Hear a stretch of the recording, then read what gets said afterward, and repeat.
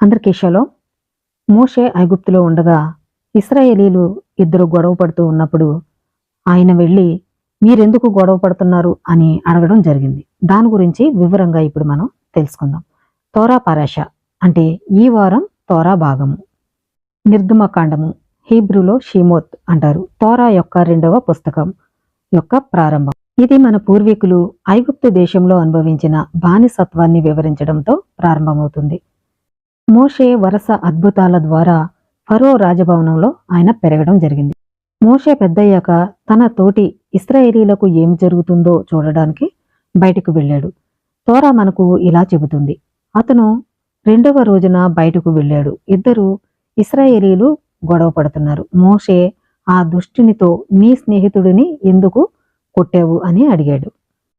అంటే తోరా ఆ వ్యక్తులలో ఒకరిని దుష్టుడు అని పిలుస్తుంది. అతన్ని ఎందుకు దుష్టుడిగా పరిగణించారు?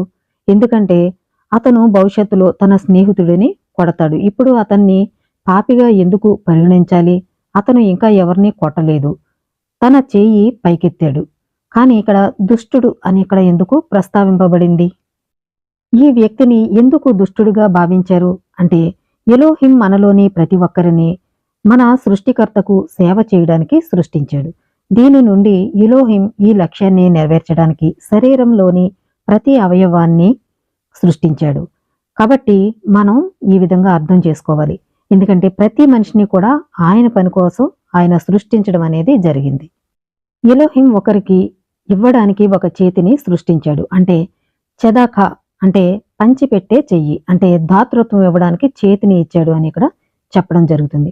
అయితే ఒక వ్యక్తి తన తోటి వారికి ప్రయోజనం చేకూర్చడానికి తన చేతిని ఉపయోగించకపోతే దీనికి విరుద్ధంగా తన తోటివాడిని కొట్టడానికి దానిని ఉపయోగించడం ద్వారా ఆ వ్యక్తి పాపం చేస్తున్నాడు.